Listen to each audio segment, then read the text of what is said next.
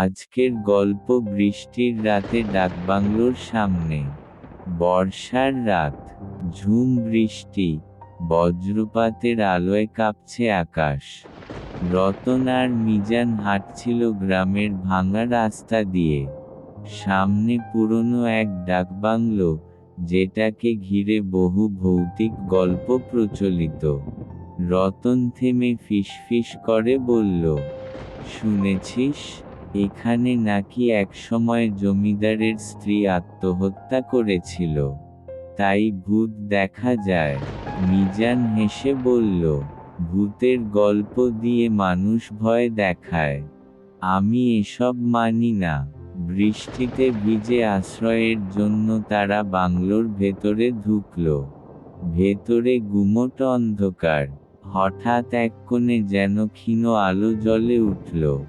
মিজান বলল, দেখলি, হয়তো লোকজন থাকে এখনো। কিন্তু কাছে যেতেই দেখা গেল ভাঙা চেয়ার, ছেঁড়া পর্দা, মাকড়সার জাল। তবু কারো উপস্থিতি টের পাওয়া যাচ্ছিল।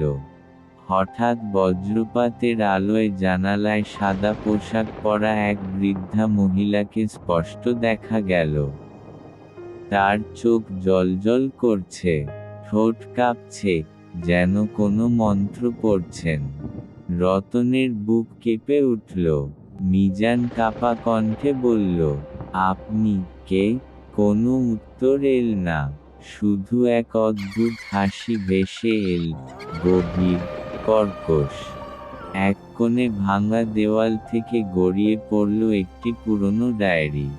পাতা উল্টাতেই মিজান পড়ল, লোকেরা আমাকে ভূতিনী বলতো, আমি শুধু তাদের রক্ষা করতে চেয়েছিলাম। আমার মৃত্যুর পরও আমি এখানেই বন্দী হয়ে আছি। রতন ডায়েরি বন্ধ করতেই হঠাৎ আলো নিভে গেল। জন ছুটে বাংলো থেকে বেরিয়ে এল। বাইরে তখনও প্রবল বৃষ্টি, কিন্তু মিজান হঠাৎ থেমে গেল।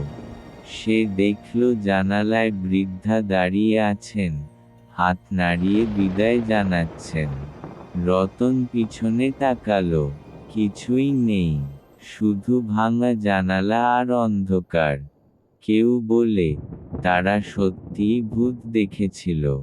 আবার কেউ বলে, বজ্রপাত, বৃষ্টি আর ভয়ের চাপে তাদের মনের ভ্রম হয়েছিল। সত্যিটা আজও অজানা।